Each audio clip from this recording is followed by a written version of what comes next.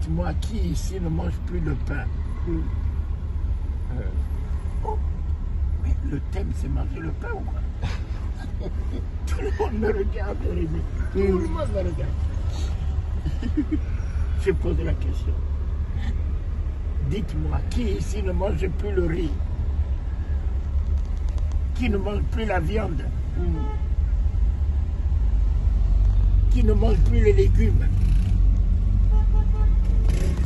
Ici, là, qui a des enfants? Tout le monde lève les bras. J'ai dit, ah, vous avez tous les enfants. Mais les enfants sont quoi? Sont des esprits ou ils sont chers? Le monde me regarde. Il dit, mais les enfants sont chers. J'ai dit, mais... Et si on vous demande de quitter la chair, vous allez faire les enfants comment? Vous allez faire les enfants spirituels qui n'ont pas de corps? Il me regarde. Vous étiez là lorsqu'il mettait la chair?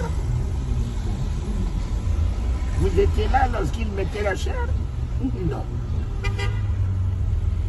Et quand vous allez dans le cercueil, pendant un jour, 2 jours, 1 semaine, on vous reprend.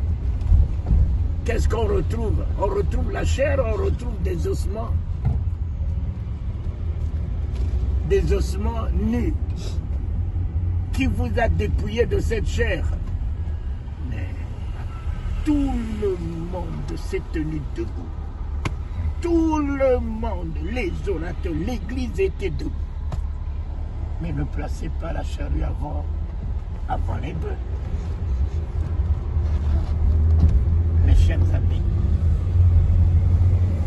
c'est lui qui s'élèvera. Il a travaillé avec la chair, mangeant le pain, mangeant la viande, mangeant le poisson, jusqu'à la croix. Le sang qui est sorti de son côté, ce n'est pas l'esprit. L'esprit n'a pas de sang. Si le sang est sorti de son côté, l'eau est sortie de son côté, c'est qu'il était dans la chair. Et quand il est descendu dans le tombeau, c'est là qu'il a été dépouillé de tout ce qui est chair. Tout ce qui était chair était dépouillé dans le tombeau. Et le 3e jour, quand il était sorti, il a dit à Marie de Magdala, ne me touche pas, parce que ce n'est plus le corps. Le corps qui était destiné à Marie de Magdala pour mettre du parfum, c'est fini. Tu ne peux plus toucher l'esprit. Il était maintenant l'esprit.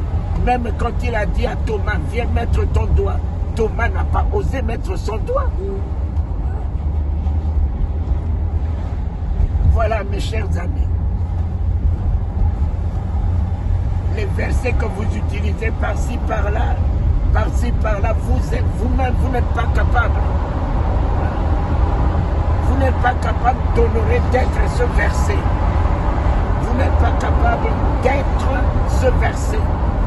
Je ne vous pas dire, je ne dis pas que vous n'êtes pas capable de vivre ce verset, mais d'être ce verset qui est la parole de Dieu.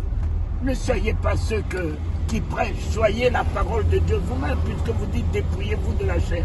Mais commencez par vous dépouiller vous-même, et puis présentez-vous dans ce que vous voudriez que nous soyons.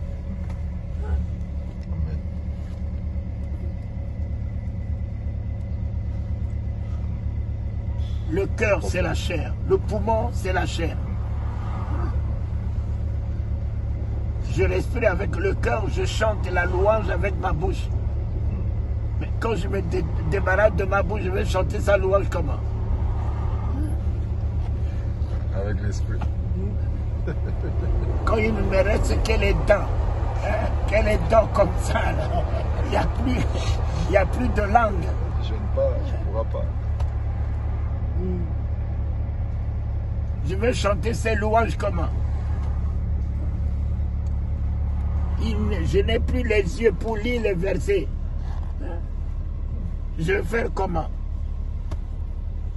Je n'ai plus d'oreilles pour entendre attendre l'église ou attendre les gens qui me parlent. Je vais faire comment? Mais l'oreille, c'est une chair. La bouche est une chair. Le cœur, c'est une chair. Le poumon, c'est une chair. Le sexe que j'ai là, c'est une chair.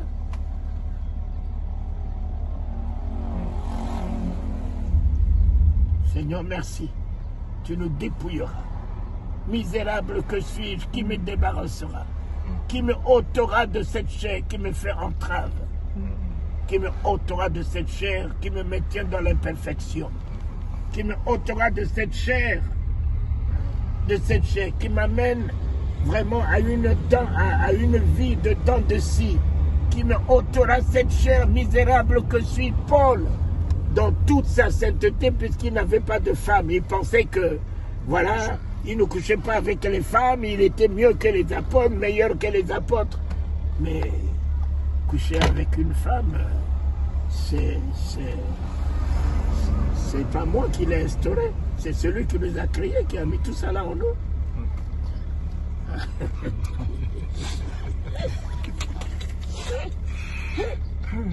Bon samaritain n'avait plus de force. Je rebâtissais, oui, j'étais par terre. J'ai été humilié, puis dépouillé. J'allais même oublier. J'ai failli être tué, abandonné sur ces parcours. Il est